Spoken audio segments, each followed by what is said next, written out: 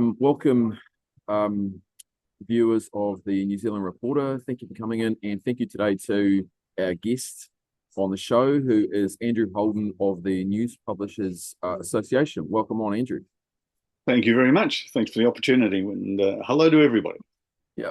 Um, Now, this is going to be about the current situation that the media in New Zealand finds itself. We're going to be looking back, we're going to be looking forward, and looking at those probably very crucial decisions the governments have to make around whether to legislate to support the media industry. It's kind of strange, those words coming out of my mouth, the idea of supporting media, but that's where we seem to be at this point in time. So Andrew, let's just get straight into it. Could you explain to the audience where, in terms of confidence, what is the feeling amongst the New Zealand media at this point in time? The feeling at the moment is almost one of despair, to be honest. 2024 has been a really tough year. There's been significant loss of journalism jobs in New Zealand. We've seen the second major television news program, TV3, shut down its entire newsroom. And now the bulletin is being done by Stuff, which is an old newspaper / online company, is now producing a 1 hour bulletin for that television station. We've seen magazines shut down. We've seen community newspapers go into hiatus. We've even seen digital-only outfits like Spin-Off desperately put out their hand for people to support them because they're right on the edge too. So financially, the industry is in extremely difficult circumstances. That's partly, as I'm sure we're going to talk about, the structure of the media market at the moment, but also New Zealand's technically in recession. So it's a very difficult trading period in New Zealand at the moment. The economy is not particularly healthy, and that, of course, affects every business, including media. In terms of job losses, at this point in time, how many people have lost their jobs in, say, the last 12 months? Do you have a grasp of that? I would say it will be in around 250 probably. I couldn't put my finger on it exactly. Somebody I'm sure will do the count up fairly soon. But the TV3 newsroom was around 50 odd full-time journalists, but then you've got a whole lot of other people tied to that, a lot of support staff. And there've been, significant job losses anywhere. So, I mean, in broad terms, New Zealand has probably seen the number of its journalists decrease over the past decade from, let's say, in the order of 4,000 to 5,000 to probably 1,500 now. So it's an industry that's been under extreme stress. Where are those people going, and can they be clawed back? Clawing them back's possible. I mean, so a lot of them will move on to different careers. A lot of them will try and get communications jobs, obviously. They'll move offshore, like a lot of other people, if they can't find job opportunities here. They'll retrain themselves into different kind of careers. I think one of the more troubling impacts, if you like, is for anybody coming out of high school. Why would they want to do a journalism degree and trying to get into journalism if all they can see is people losing their jobs and the whole industry contracting?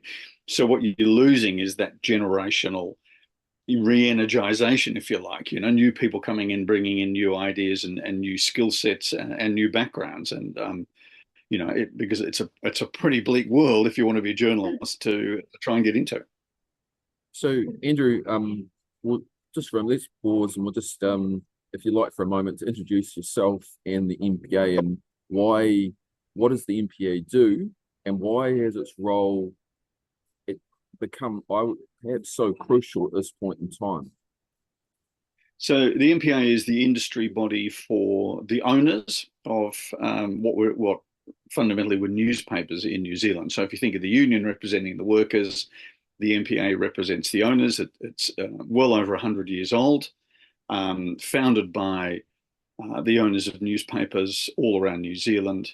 Its predominant role has been in the past, it's like an advertising agency in many respects. So if you're a Toyota and you want to do a $5 million campaign and you want to get to every newspaper in New Zealand, but there might be 15 different owners of those, you don't want to have to ring up each one and try and do a deal, right? So what you do is you come to the NPA, you say, this is my budget. I want to hit every newspaper in New Zealand. you guys, here's the material, you arrange the booking, and then I'll pay you the money, and you distribute it to those newspapers according to the value they're A entitled to. So little that's bit like booking.com or something, one of those almost like a hotel sort of place. You come along and you want to know what's on offer, and so you come into you guys and yeah. yeah, yeah, exactly, right. And so that's kind of where it came from, because any talking to go to an advertising agency, but again the NPA, because New Zealand's had a historically had a really strong, diverse ownership of newspapers across all the different regions. It's only recently where it's contracted into two or three. It just made it easier for people to be able to go to one place and book it right across the board and let them do the details. So that's fundamentally what the Newspaper Publishers Association's been. It runs the media awards and has done for decades for the newspapers. So the Voyager Media Awards are run by it. It supports the New Zealand Media Council as well with administration. So there's a couple of other little bits and pieces that are added to it. And now, of course, one of its roles is advocacy on behalf of the industry. So is this a new thing? This advocacy aspect, is it sort of been forced to sort of shift, pivot in this situation, or is this something it's been doing for a long time? No, no, it is. I mean, if you're the owner of a media company, you've got an ability to talk to prime ministers and politicians pretty regularly. But I came on board just over 12 months ago as their public affairs director, which means communications and advocacy. I'm a journalist originally from Australia, a journalist for about 35 years, and I've now got a dog barking at the door, which I'll try and get somebody else to get rid of. Yeah. So, probably 12 months ago, they realized normally what happens is the chair of the NPA, who's one of those media owners, will be the spokesperson. But they realized there was so much going on in the industry at the moment, they needed somebody to come on and be able to respond very quickly to media requests like this one, chat about what's happening in the media. Yeah, Andrew, if we go back to the situation, you've described the situation that we find ourselves in, and you touched on about the structure, and that seems to be an issue. Tell us about the structure and how it's changed and why that's important. So the key change in the past 20 to 30 years has obviously been the growth of the internet. That's not a surprise to anybody, right? And how it's changed business models for everybody. The interesting thing for a lot of media companies is when it was first launched in the early 90s with that wonderful philosophy of information should be available to everybody. It's this world's encyclopedia. The vast majority of media companies loved that concept, and so they started putting the news up on websites for free. Nobody ever thought of charging for it under that basic principle. So what that did was it created in the community's mind this sense that news is free. I don't have to go and buy a newspaper or whatever it might be to find it out. I just go on the web and there it is.